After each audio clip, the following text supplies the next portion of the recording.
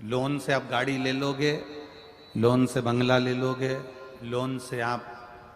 बहुत कुछ दुकान भी लगा लोगे, पर किस्त जमा करने का समय जब हर महीने आएगा तो तुम पेट भरकर रोटी नहीं खा पाओ। उस समय पर क्या करना है? हमें लोन लेने जाने से पहले, लोन प्राप्त करने से पहले बैंक का कर्जा हो, चाहे पड़ोसी का कर्जा हो, चाहे व्यापारी का कर्जा हो, हमें किसी से कर्जा लेकर अपनी जिंदगी नहीं चलाना। हमें मौन होकर, जहां नंदी बैठता है उस नंदी के बिल्कुल पास में 2 मिनट बैठकर, जब सोमवार का दिन हो या कभी आपको ऐसा लगे कि सोमवार को भीड़ ज़्यादा रहती है मंदिर में, जब बाबा तुमको एकांत में मिल जाए, अकेले मिल जाए, एकांतेश्वर मिल जाए, तुम उसके पास में जहाँ नंदी बैठता है उसके नज़दीक बैठकर नंदी के चरण का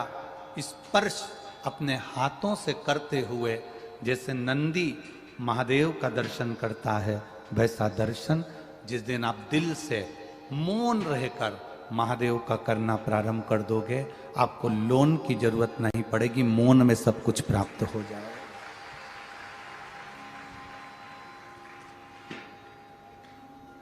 आप मौन से सब कुछ प्राप्त कर सकते हो, मौन से सब धारण कर सकते हो।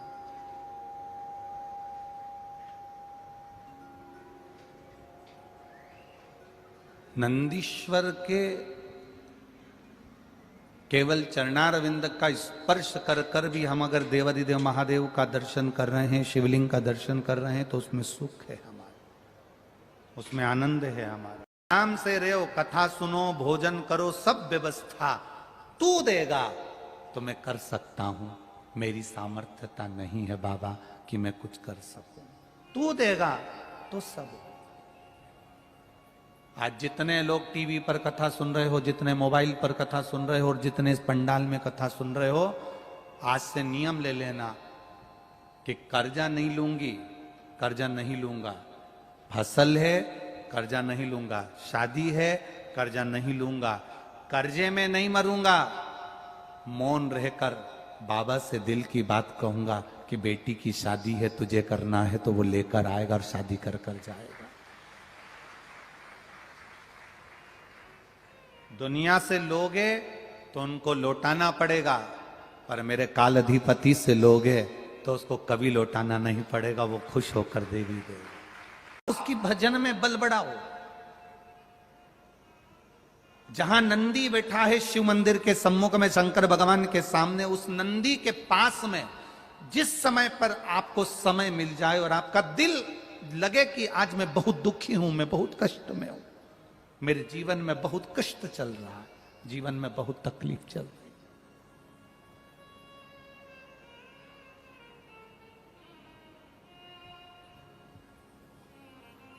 आपको लगे कि मेरे जीवन में बहुत दुख है, बहुत तकलीफ है, बहुत कष्ट चल रहा है और अब इसका कोई निदान नहीं दिख रहा, सबके हाथ जोड़कर देख लिया, अब तेरे दरवाजे पर आई हूं, आपके पास में जल भी नहीं है तो मत चढ़ाना, बेलपत्र भी नहीं है तो मत चढ़ाना,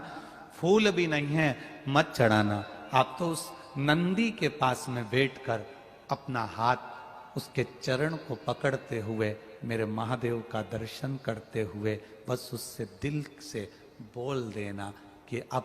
कोई नहीं संभाल रहा, अब तुझे संभालना है, बस तेरे आश्रित होकर जी रहा। 108 बंडल बना लो। अगर एग्जाम में बैठ रहे हो, सरकारी परीक्षा में बैठ रहे हो, पास नहीं हो रहे, नौकरी नहीं लग रही, बहुत जगह इंटरव्यू दे दिया, 21 दुर्गा के 108 बंडल बनाओ, उसकी माला बनाओ और देवी के मंदिर में, माता जगदम्बा के मंदिर में, अर्थात जहां शंकर पार्वती पूर्ण परिवार विराजमान हो, ऐसे देवी के मंदिर में गणेश जी के गले में वो माला अर्पण करिए, अपना नाम बोलकर और जिस एग्जाम में बैठ रहे हैं उसका भाव वर्णन कर महाराज,